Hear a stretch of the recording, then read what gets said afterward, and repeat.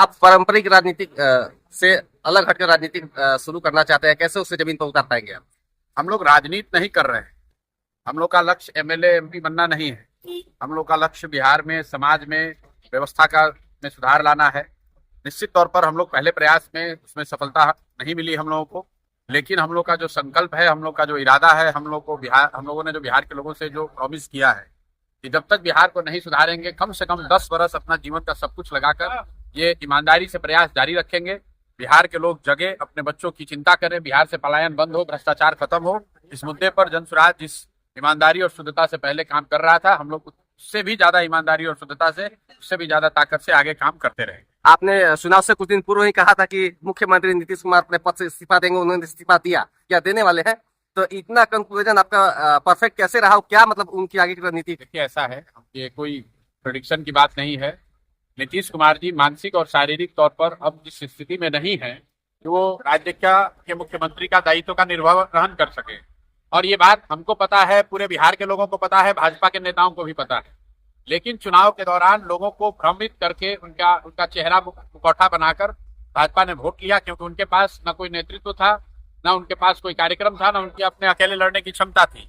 लोगों को बेवकूफ बनाकर वोट लेने के बाद अब पिछले दरवाजे से भाजपा अपने लोगों को मुख्यमंत्री बनाना चाहती है। मैं आपके माध्यम से भाजपा के लोगों से कह रहा हूं कि अगर आपको यही करना था तो अपना मुख्यमंत्री घोषित करते, जिसको मुख्यमंत्री बना रहे हो उसके नाम पर फिर से चुनाव करा लो, और फिर अगर जनता वोट दे तब आप शासन कीजिए। ये नीतीश कुमार को सामने रख के आपने वोट लिया, और अब नीतीश कुमार को हटाकर अमित शाह मोदी चाहते हैं कि दिल्ली में बैठकर वहां से रिमोट कंट्रोल से सरकार चलाए। भाजपा के लोगों को पिछले दरवाजे से मुख्यमंत्री बनाने का प्रयास चल रहा है। जनता उसको अल्टीमेटली स्वीकार नहीं करेगी, लेकिन अभी तो आपसे सही या गलती जो होना था वो हो गया। 5 वर्ष तक उनकी बहुमत है, वो लोग सरकार बनाएंगे, चलाएंगे। लेकिन बिहार की जनता को आपके माध्यम से मैं आश्वस्त कर रहा हूं, हम लोग सड़क नहीं बना सकते हैं, स्कूल अस्पताल नहीं बना सकते हैं, क्योंकि वो हम लोग के पास ना ताकत है, ना जनता ने हमें वो ताकत दिया है। लेकिन अगर आपके साथ कोई अन्याय होगा, आपके साथ कुछ गलती होगी, आप पर कोई संकट आ जाएगा, तो जनसुराज, प्रशांत किशोर, जनसुराज के साथी आपके साथ पूरी ईमानदारी से आपके साथ खड़े रहेंगे। आपको चिंता करने की जरूरत नहीं है, डरने की जरूरत नहीं है।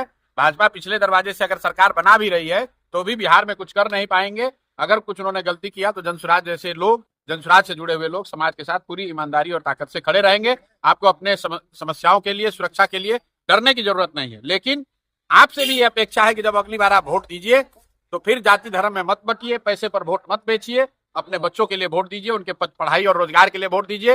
वरना मोदी का भाषण सुन के अरवा उसना के नाम पर वोट देते रहिएगा, नीतीश कुमार के 10,000 रुपए के लालच में वोट दीजिएगा, तो नीतीश कुमार का लड़का, नेताओं के लड़के राज सिंहासन पर बैठेंगे और आपके बच्चे बाहर फैक्ट्रियों में जाकर मजदूर बनेंगे। तय आपको करना है। जनसुराज बस एक ही बात कह रहा है, मेरे भाई एक बार अपने बच्चों की चिंता कर लो। अगर बच्चों की चिंता नहीं करोगे तो तुम्हारे बच्चों का कल्याण नहीं हो सकता है। जय